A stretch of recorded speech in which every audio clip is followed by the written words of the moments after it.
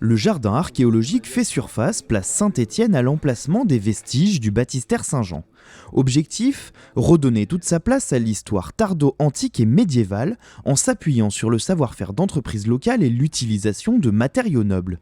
Pour nous, c'est quelque chose de très important parce que des chantiers comme ça, avec des matériaux nobles, c'est quelque chose qu'on fait de moins en moins. Donc pour nous, c'est une grande chance et pour nos compagnons également, puisque c'est les gens de l'agence de Limoges qui posent eux-mêmes les pavés. Le chantier est fait de A à Z par l'agence de Limoges. On est sur 800 mètres carrés de pavés. On pose 25 mètres carrés par jour. C'est du granit qui vient de plusieurs carrières différentes, au vu de la couleur qui est demandée.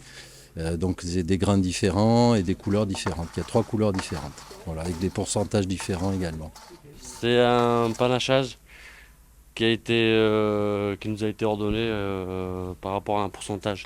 On devrait mettre plus de gris que de jaune, normalement. Et avec des roses de temps en temps. Au-delà de la pierre et du béton, indispensable à tout réaménagement urbain, le végétal viendra apporter la touche finale et sublimer l'ensemble. On va avoir d'une part toute une strate de plantes assez basses, assez rases sur la partie vestige, justement pour pouvoir mettre en valeur quand même ces éléments de patrimoine. Puis on va avoir une ceinture d'arbres un peu plus haut au deuxième plan, donc qui eux vont pouvoir créer aussi une échelle en écho à la place Saint-Étienne et même aux mailles de tilleul existants. Et au pied du chevet, on va avoir aussi une palette végétale autour de massifs plantés et de quelques arbres, donc ça va faire en effet un bel équilibre. Paver la rue, végétaliser la place, mais aussi mettre en lumière les arts du feu dans les mois à venir, grâce à une création typographique d'Adrien Aymar et d'émail imaginé par Lise Ratoni.